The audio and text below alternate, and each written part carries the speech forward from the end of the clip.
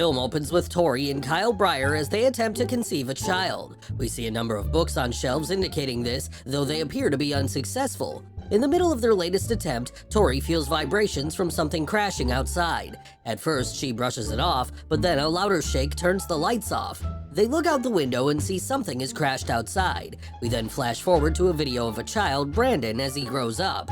After seeing some of these clips, Tori is playing hide and seek with a slightly grown-up version of Brandon. Brandon is then at school, answering a question by a teacher. This gets the attention of a young classmate named Caitlin. Back at the farm that night, as Tori paints, Brandon sleepwalks to the basement and finds a meteor, the one he presumably arrived on Earth in. He chants angrily as he attempts to get close to it. Tori calms him down. The next morning, Brandon sets out to mow the lawn. Frustrated with starting the mower, he flings it a few hundred feet. He goes over to see the blade spinning on it. Curious, he jams his hand into it, stopping it cold without taking a scratch. The family stops at a diner later on with Tori, Kyle, his Aunt Marilee, and his Uncle Noah. When Noah attempts to give him a toy gun, Kyle chastises him. However, Brandon demands the gun. With that, the family leaves in the midst of their celebration, with a waitress looking on as they depart. The next morning, Brandon isn't even listening to Kyle. He notices that Brandon is chewing on a fork without taking any damage to his teeth. Kyle takes Brandon hunting, showing him his rifle and explaining how his body's changing after Tori found some lingerie ads underneath his bed. Later that night, Brandon is stalking Caitlin while listening to a slow rock tune. She notices the music is coming from her laptop and she shuts it. However, she's nervous that he's watching her from a nearby window. Suddenly, her mother, the waitress from earlier, bursts in, asking what's wrong. She begins breathing nervously. Back at the farm, Noah and Tori are looking for Brandon. They find him. The next day at school, Tori talks with Brandon's teacher as he does some mysterious drawings in his notebook.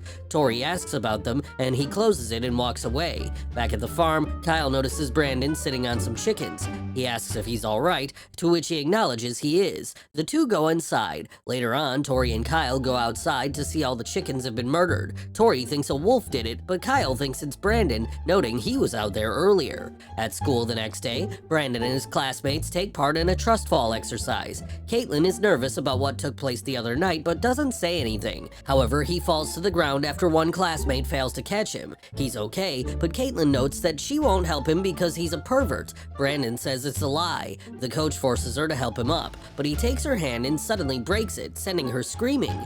He's then in the office, with Tori explaining to Caitlin's mother that he's sorry and accidents happen. The mother, however, isn't so sure. She demands the sheriff arrest him, but he refuses. He'll be in special sessions in school instead. Meanwhile, Brandon just sits there looking sad as they continue to argue. The mother insists that a psycho gave birth to him, but Tori defends him. The family leaves, but not before Brandon gives her a menacing stare. Later that night, he hears Kyle and Tori talking about him. Tori then reads up on meteors, but then notices something happening in the barn. Brandon experiencing something glowing, possibly from the meteor. She rushes out to check on him, only to find him levitating in the barn. He continues to chant, "Take the world," as she approaches. He falls and cuts his hand on part of the meteor. She goes down to recover and talk him back down. He freaks out and explains that he came from the sky, and he yells that she lied to him and runs off. She goes and tells Kyle what he discovered with the meteor. Angry as he walks along, Brandon screams and fires lasers from his eyes. Later, he visits Caitlin in her bedroom as she types with her one hand on her laptop. He tells her not to be scared and that she knows just how special he is. She says her mother said not to talk to him, but he says he's gonna take care of that. She cries as he suddenly departs, leaving a flower behind for her. Meanwhile, at the diner, her mother is just closing up shop, but she notices something is off. She walks out and suddenly sees diagrams on the windows, similar to that of what Brandon drew in his book. The lights begin flickering. Suddenly, the windows shatter and the mother removes a piece of glass from her eye. She looks around and doesn't see anything, but she knows someone is there. She grabs a baseball bat, only to see a shadow figure fly at rapid speed. She takes a swing but doesn't hit anything, then retreats to the cooler in the back, locking the door. She scrambles for safety, only for Brandon to burn through the door with his laser vision. He tears the door off and looks menacingly at her before he charges and presumably kills her. The next morning, Brandon meets with his parents, telling them everything is fine with how things were explained. Back at the diner, a sheriff and his deputy investigate what happened, including what's left of her body. The sheriff locates one of the diagrams on the window that Brandon drew. Marilee, who's also a counselor, tries to talk to Brandon, but he's despondent in terms of explaining what's going on. The session pretty much goes nowhere, and merrily considers talking to the police about his behavior. Later at a bar, Kyle talks with his friends about what went down with Caitlin's hand, and he starts to think his son is a monster. Merrily, back at home, is doing things in the bathroom as the lights flicker on and off quickly. Brandon shows up at Merrily's house later on and says he needs to talk to her. He says not to talk to the police as it's not good for anyone. She tells him to go home, and he leaves, supposedly, but he later stands outside her window and watches her text Noah. He comes back in the house in his costume, but Noah returns and finds him in the closet. He escorts him out and threatens to tell his parents. They start to load up on Noah's truck, and when he tries to force Brandon into it, he's thrown up against the garage door. He gets up and drives away in his truck, fearful, but he is convinced Brandon is following him. Suddenly, the truck starts swerving out of control and loses power. He attempts to restart it, but Brandon appears in front of him as he screams. He lifts the truck off the ground, levitating it in the air, and then suddenly sending it crashing down. Noah viscerally breaks his jaw in the process as Brandon goes over to him. As he lays there dying, Brandon draws out another one of his symbols in the ground and it's blood. Brandon returns home, saying he was playing soccer the whole time. He explains how he was bullied, and that's how he lost his shirt.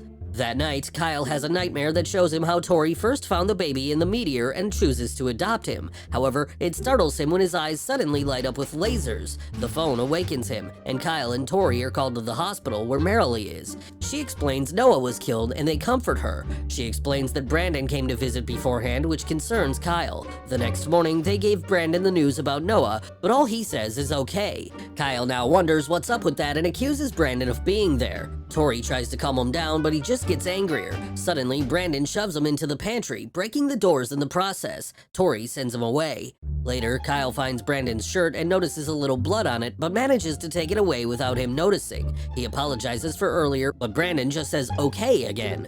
Later, Kyle explains to Tori what he found, but she refuses to accept what he's saying. Meanwhile, the sheriff takes a close look at the accident and notices similarities with the diagram from the window and what was drawn on the ground.